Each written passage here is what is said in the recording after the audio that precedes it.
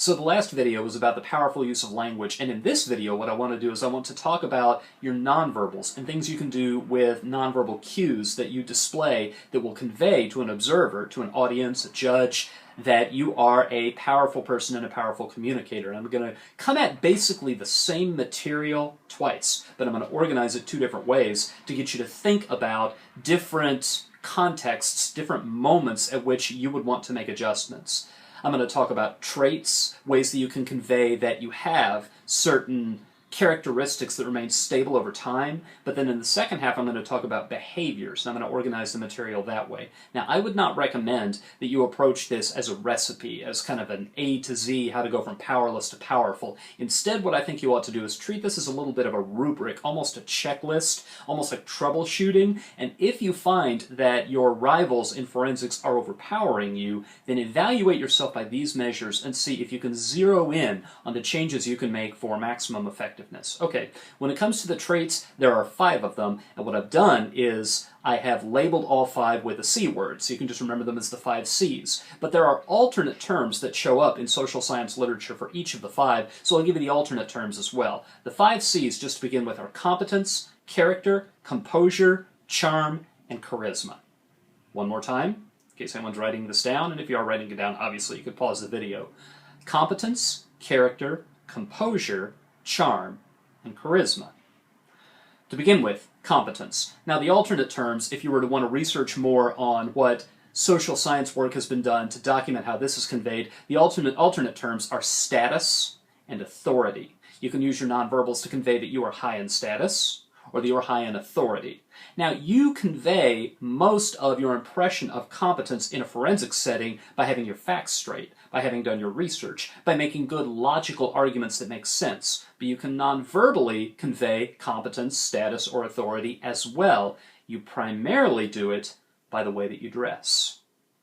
When you show up and you are in professional business attire, that's not just in some vague way making the judges happy or your parents or your coaches happy. That's also the chief way, outside of forensics tournaments, in all sorts of professional settings, one of the chief ways you convey an early impression, a first impression, and first impressions are very powerful, an early impression that you know what you're doing and that you know what you're talking about. Now, I can hear you thinking, because I imagine some of the people who are going to watch this video are competitors who don't necessarily get that much coaching or are seeking a little insight themselves, and you might be thinking, but I know college debaters who debate in t-shirts and jeans and they win tournaments and they win nationals, and it doesn't seem to hold them up that they don't wear a suit. And that's true. I used to coach people who debated in t-shirts and jeans, including on Elam Day at nationals. But in that particular league, the first thing that's true is they don't get many, as a matter of fact I'll go so far as to say they don't get any community judges. When you have a community judge, the way you dress makes a big impression on them as far as their perception of your competence. And you want that on your side. But the second thing, I would say I'd go even further, that the college debaters you may have encountered, you may have seen in YouTube videos or gone and hung out at a college tournament who dress that way, many of them after they graduate, they go on to law school, they go into a legal career, and I defy you to find one of them who shows up to court or even shows up to the office in t-shirts and jeans. After that, they dress very, very formally, in very good-looking, tailored suits, because they know that a jury will take them more seriously, they know that a judge will take them seriously, and a judge will have some things to say to them if they show up dressed informally. So, you can start off on making sure that you're doing the most you can to look credible by dressing, looking prepared, looking put together, by taking care, making sure that your clothing isn't rumpled, that it's pressed, that you don't let it get messed up during the tournament, that you don't take off a jacket and let it get wrinkled, but that you take care of all those things. The other thing you can do non-verbally to convey an impression of competence to a judge who's never seen you before is you can make sure, these are probably things you're being taught just as fundamentals of delivery anyway, but I want you to understand why they work the way they do. Maintain direct eye contact, and, so far as possible, speak fluently. Speak continually, as though the thoughts came to you easily and you didn't have to scrape them out of your memory. Because What's been demonstrated in a number of social science experiments having to do with perceptions of credibility is that when people drop their eye contact a lot, or when people speak slowly or haltingly, then observers will report that they thought of the speaker, that the speaker very likely did not know what she was talking about, or did not seem prepared. And prepared is a pretty good proxy for the perception of authority. So that's element number one, competence, which you could also think of as status or authority. The second element is character. And the alternate term, if you wanted to go looking for research about this, is trustworthiness. If you want to seem powerful, if you want judges to believe you, if you want to be able to bend them to your will, then one of the things you need to do is you need to convey to them that you're trustworthy, that they are not putting themselves in a position to appear foolish if they trust you. And this one I can spend very little time on because there's only about two things to say, two major research findings that show up consistently. The first of them, I'm going to start sounding like a broken record, direct eye contact. Now, when I teach my 15-week nonverbal communication class, one of the issues that we have to take up is almost all around the world there is this folk wisdom that if someone won't look you in the eye, it means that they're not telling you the truth. It means that they're trying to deceive you. And it's been demonstrated over and over again that that is not a reliable way to detect deception. That people will look away just because they feel uncomfortable. They'll look away because they feel interpersonal friction. They feel like they've come under suspicion. And very often they are telling the truth the best that they can, but they look away anyway. But we talk about that in the class, and I call it a social reality.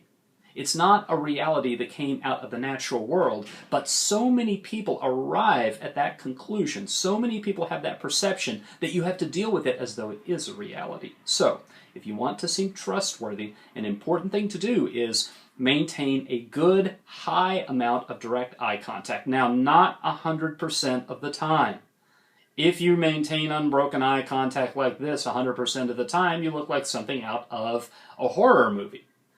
Proper eye contact in our culture is about 60% of the time. So if you are in a forensic setting, if you're being cross-examined by your opponent, or if you're doing a platform or a limited prep, anything like that, about probably 75 to 80% of the time, maintain direct eye contact. And the other thing that makes a difference if you want to convey trustworthiness, this is going to be a little bit depressing because it's not something you have much control over, but I have a little bit of kind of evening out news at the end. If you have a very young-looking face, if people have told you all your life that you have a baby face, that you have very young-looking features, it's well documented that people who look young by the structure of their face, by the architecture, the geography of their face, that observers are more likely to believe that they are honest, that they are not being deceptive. A good word for it is, you look innocent. And so because you look innocent, you seem trustworthy. Now, that may seem unfair if you're the kind of person you go look in the mirror and you think, I'm 14 and I look like I'm 30.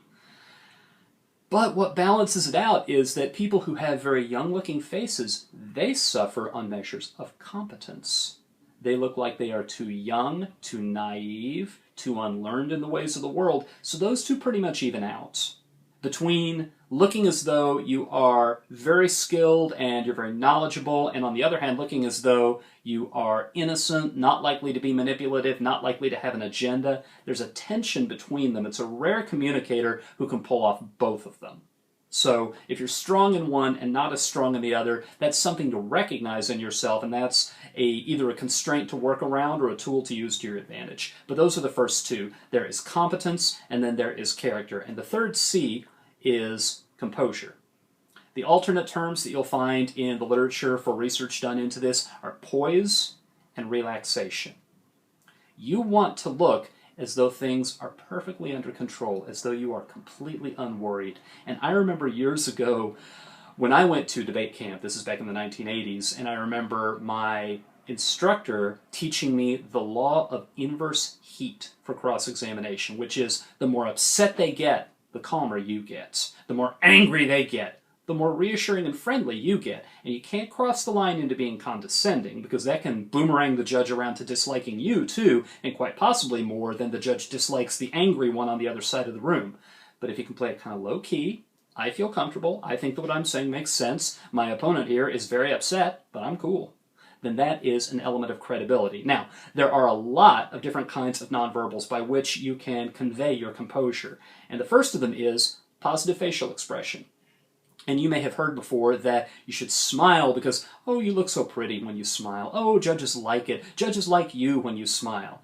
Well, that's true. But a second reason, a reason beyond that, a reason beyond the idea that it's just pleasant to look at smiles, it also helps your credibility to smile, all things being equal and it being appropriate to the content. It helps your credibility to smile because you look comfortable with what you're saying.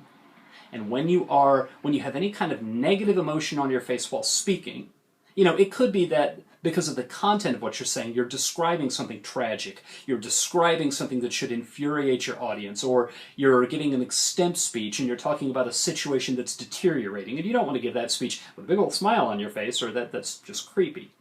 But where the content doesn't dictate a different emotional message, if you look as though you're enjoying yourselves, then what judges will pick up on, even if not consciously, they'll pick up on the fact that you are not at all bothered by what you're saying. You're not experiencing any cognitive dissonance, so therefore, because of your composure, that's a persuasive impact magnifier. It plays into both your competence and into your trustworthiness. And that's just the first. Some of the other ways, I've already mentioned fluency and eye contact a number of times, but fluency, being able to speak and being able to spin out entire sentences with no hesitation, that also conveys composure. And direct eye contact conveys composure for the exact reason that I mentioned before. Often, when people look away, it's not that they're being deceptive, but it is that they feel uncomfortable.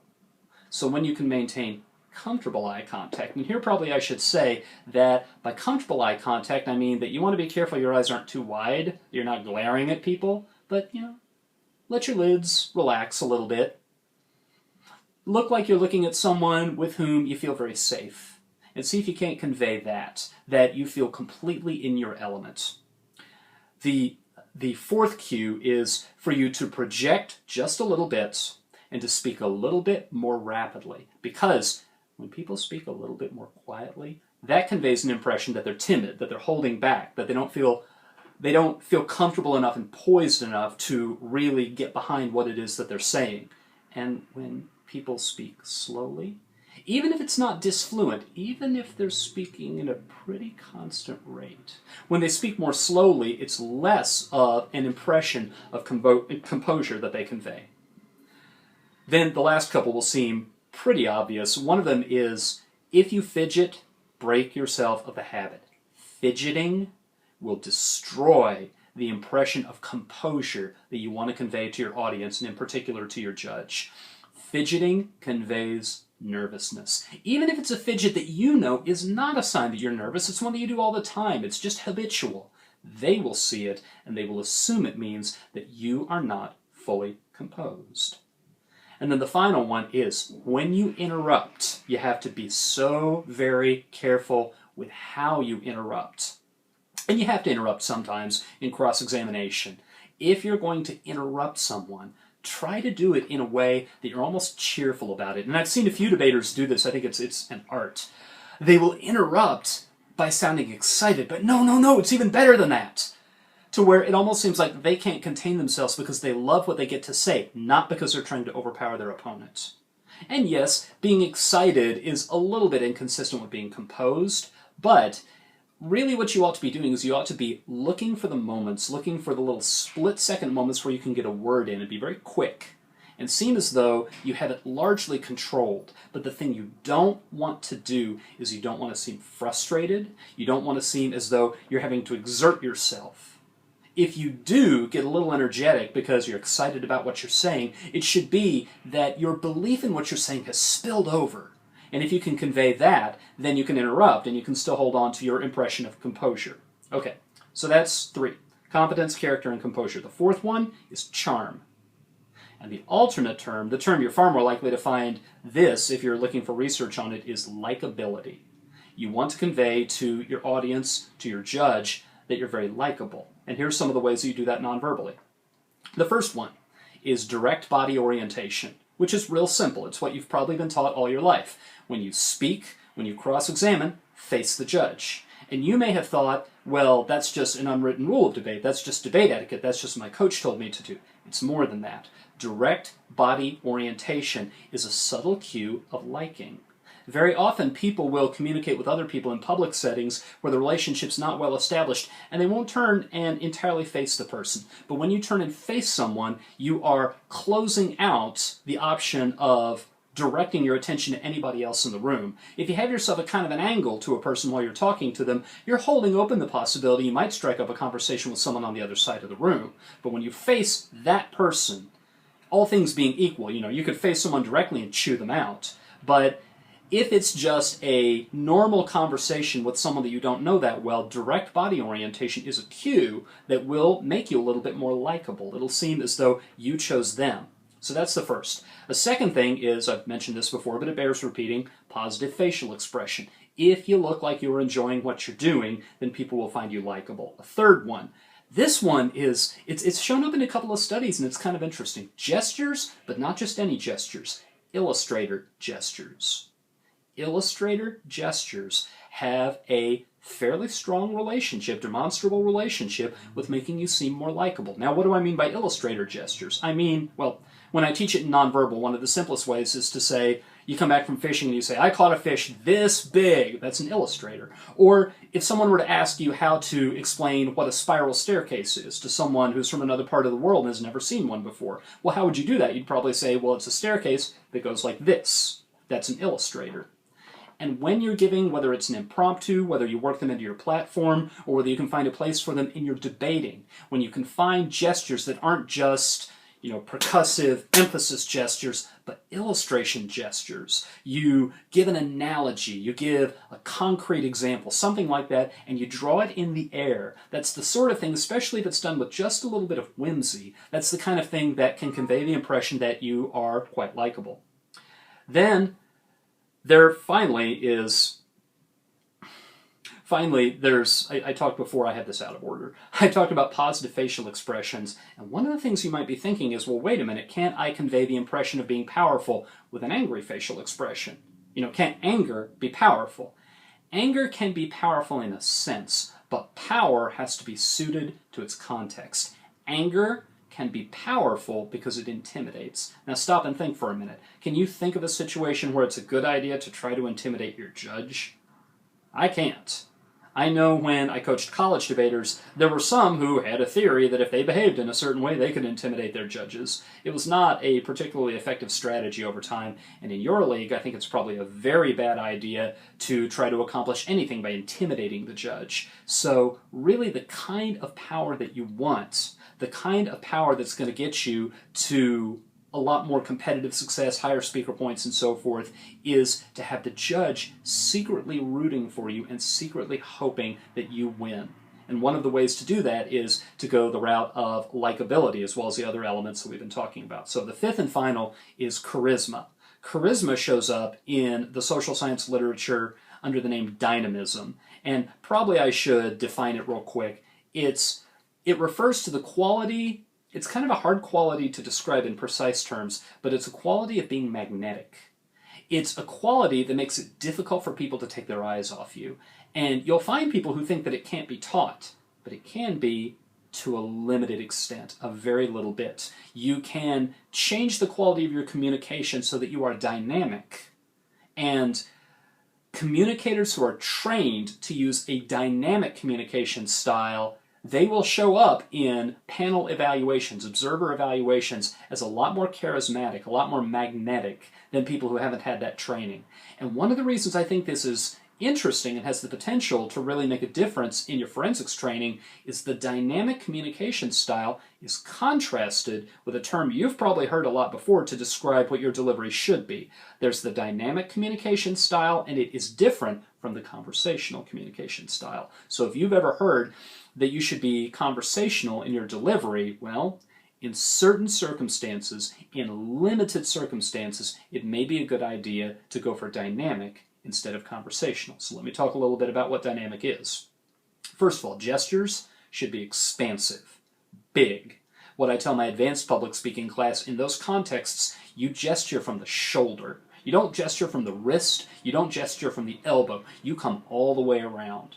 Chiefly, I am a believer in doing this when you have a very large audience. If you're talking not to 10 or 15 people in a little classroom, but you're talking to 300 or 400 people in a large meeting hall, or thousands of people, that's when your gestures can become truly big, when you can sculpt the air. Sometimes it almost looks like you're swimming or treading water in an odd kind of way. Not with any stroke I've ever seen before in my life, but big, expansive gestures, and along with it, very vivid facial expressions. Very big facial expressions, and sudden changes too.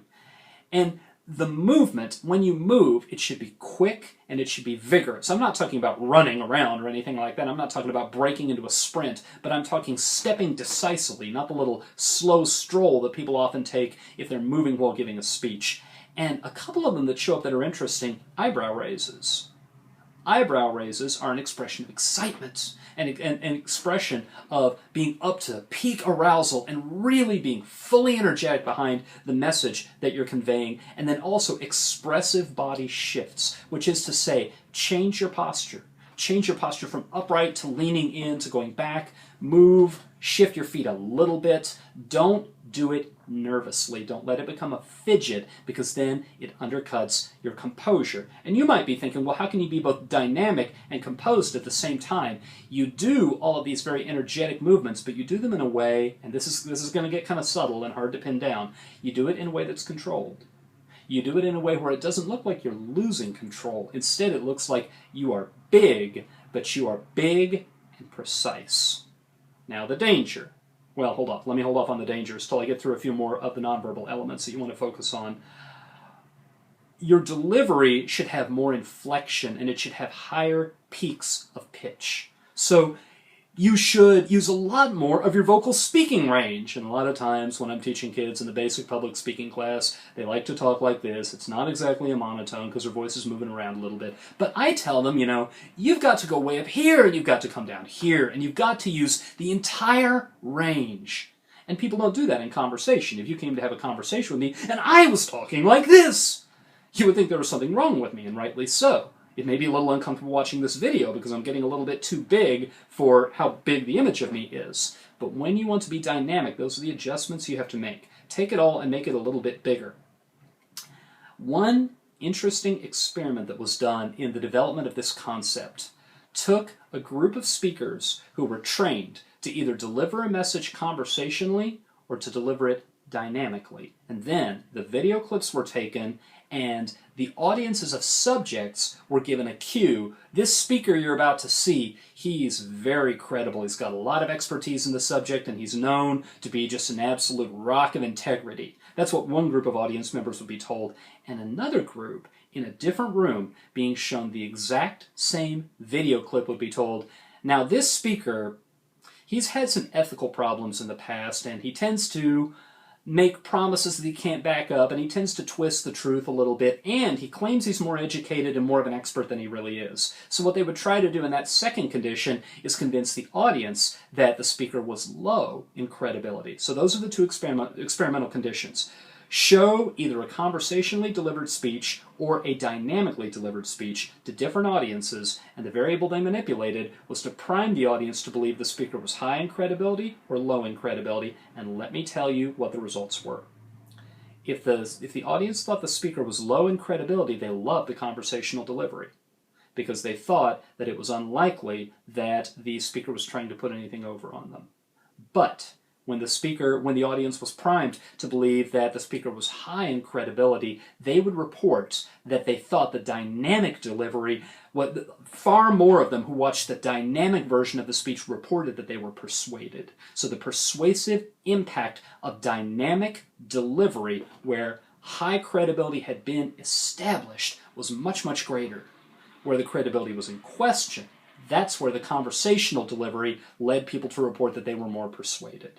So, two dangers. Danger number one. I was talking before about how you want to be energetic, but you also want to seem precise and in control. And what you don't want to do is to become robotic. It's a hard thing to do. What I really think you have to do if you want to go for dynamism and charisma is you really have to find a way to feel genuinely excited. But then you have to practice the speech enough that you know that speech and you know your delivery basics, and you're not going to fall into a lot of bad habits, and you're not going to and you're not going to rock back and forth or pace back and forth or shift your weight from one foot to another or fidget with your hands, because you've trained yourself out of all of those. Those habits are gone. If you have that genuine excitement surging out of you, but you've also got good delivery fundamentals, that I think is where you can hit the sweet spot and you can appear both composed and charismatic. Now, the second danger is just taking all of these dynamic elements of delivery and going overboard. And then what you become is you become grotesque. Now, grotesque is a word that we throw around to just mean gross.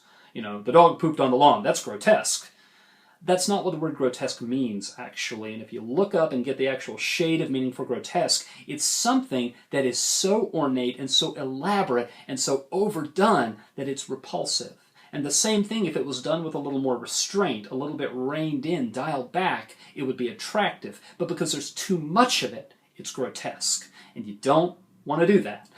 And you really need the outside feedback of teammates, coaches, to help you get right up to the line where you are dynamic, to where you are going to move people, but you don't cross the line into becoming grotesque. So, with all that said, competence, character, composure, charm, and charisma. Those are the traits. That's the way to think about credibility and the way your nonverbals can convey power and credibility by way of traits. Now, the other way that I want to go through a lot of the same material is to talk not about traits that you're going to try to convey, but instead to talk about behaviors. And this research comes out of what happens in the context of a job interview. This is actually the rap that I give to my nonverbal communication students, many of whom are juniors and seniors in college, and they have some pretty serious job interviews coming up right away. So, there's a mnemonic for this one too, and it also has 5 parts to it. This one's not the 5 C's, although the first one is C, and it's even one of the C's from the 5 C's. But this one is CREAM, C-R-E-A-M, as in you're going to go in there with these nonverbals under your belt, you're going to be the cream of the crop, and they're going to hire you and pay you $100,000 a year. So, CREAM. And CREAM stands for composed, responsive, enthusiastic, assertive, and motivated. Okay, so composed. You've already heard me talk about what it takes to be composed. So a quick recap on that. Don't fidget.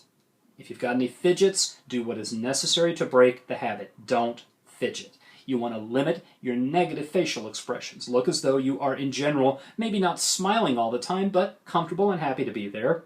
If you have to interrupt at all, do so gently. And then one that I didn't mention before, it comes across more in the job interview research.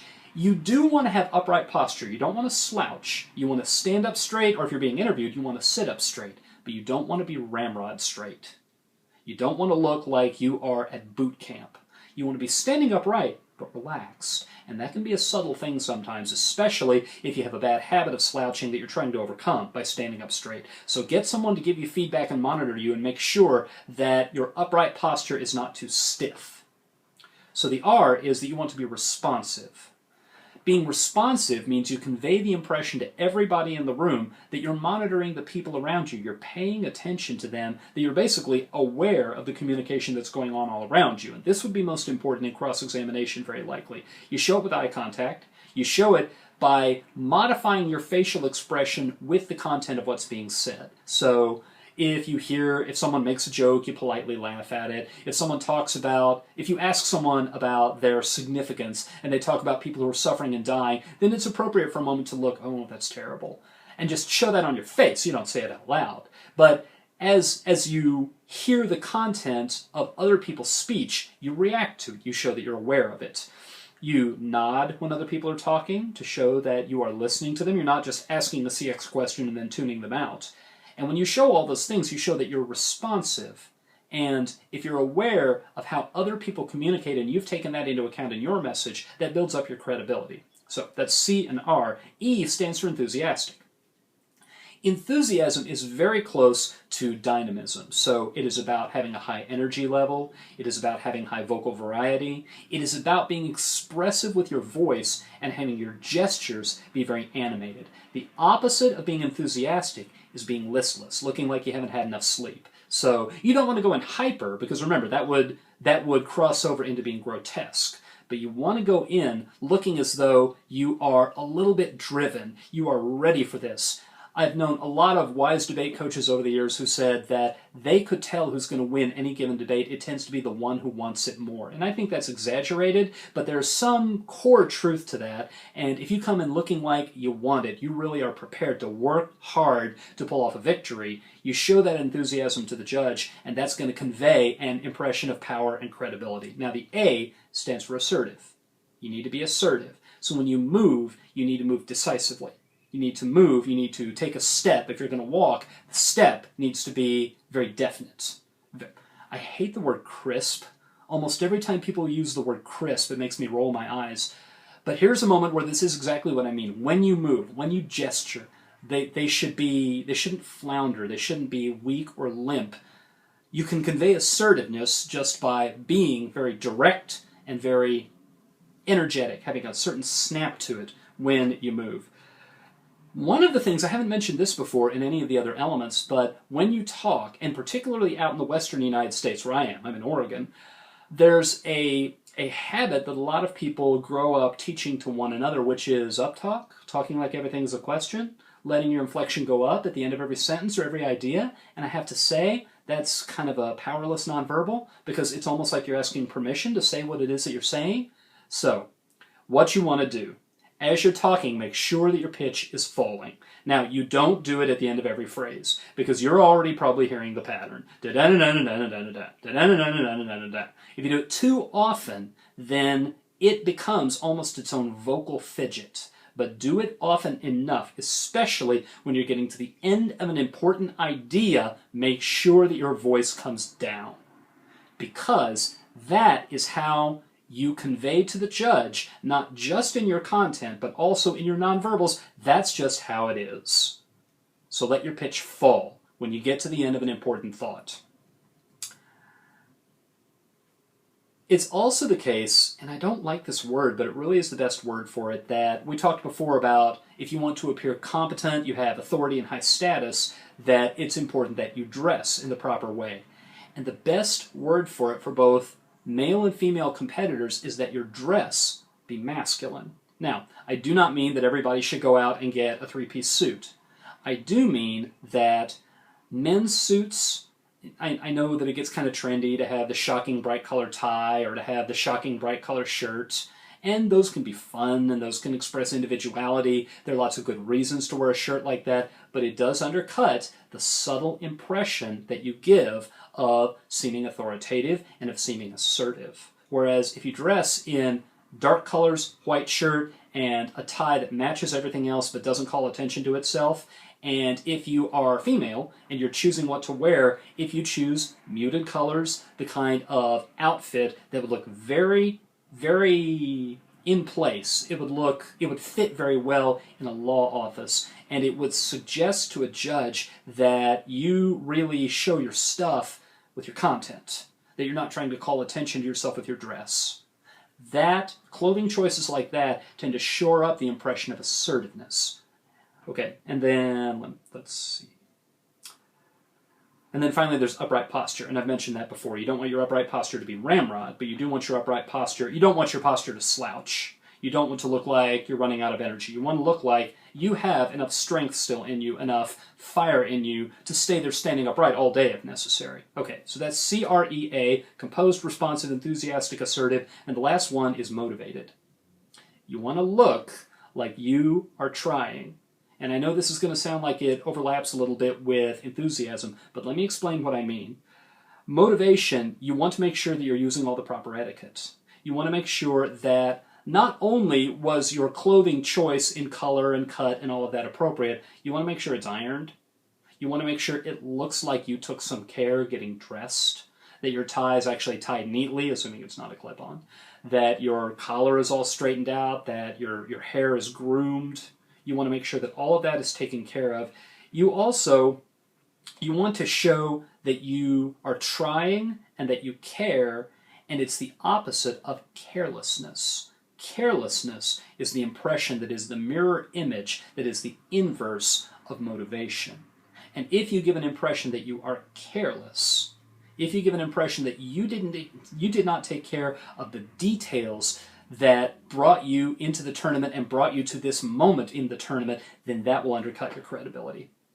So that's a lot, but it's clumped together into a few concepts, both as far as traits and as far as behaviors. So once again, what I would do if I were you is I would treat these as a rubric and see if you can identify where's the area where you have got the most room to improve, to where you can go into forensic situations and you can put most of your focus on your content because you know your nonverbals will be sending a message and an impression to your judges that will make them want to believe the messages when they finally get to thinking about them. So, best of luck on accomplishing all of that.